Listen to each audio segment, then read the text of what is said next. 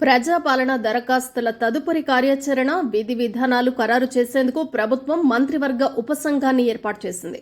ఈ కమిటీ అర్హులను ఎంపిక చేసి అభయహస్తం పథకాలను అందించనుంది.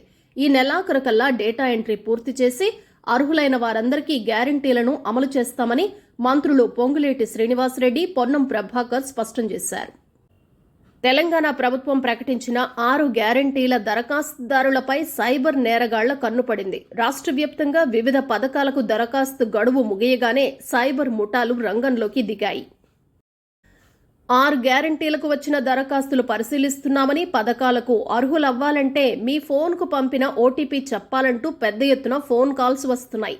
హైదరాబాద్తో పాటు రాష్ట్రంలోని ఇతర ప్రాంతాల దరఖాస్తుదారులకు ఇలాంటి ఫోన్లు వస్తున్నట్లు పోలీసులకు ఫిర్యాదులు అందుతున్నాయి.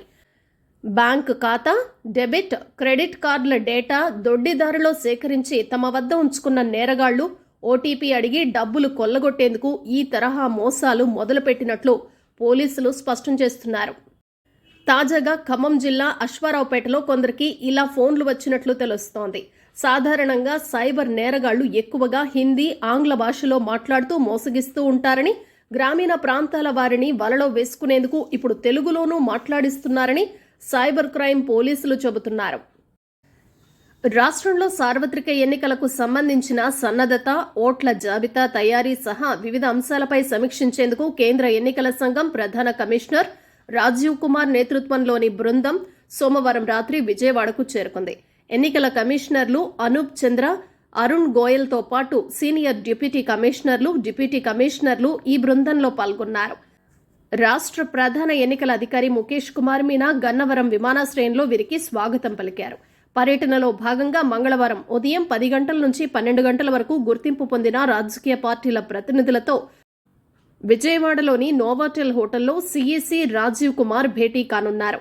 తెదేపా అధినేత చంద్రబాబు, జనసేన అధినేత పవన్ కళ్యాణ్ కలిసి వెళ్లి సీఈసీకి రాష్ట్రంలోని పరిస్థితులపై ఫిర్యాదు చేయనున్నారు.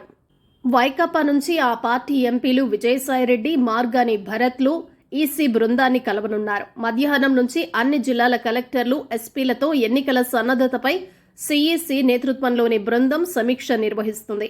బుధవారం రాష్ట్ర ప్రధాన ఎన్నికల అధికారి, రాష్ట్ర ప్రభుత్వ ప్రధాన కార్యదర్శి, డీజీపీ, వివిధ ఎన్ఫోర్స్మెంట్ ఏజెన్సీలకు సంబంధించిన అధికారులతో సీఈసీ భేటీ అవుతారు. అదే రోజు సాయంత్రం విలేకరుల సమావేశం నిర్వహించి పర్యటన వివరాలు వెల్లడించనున్నారు.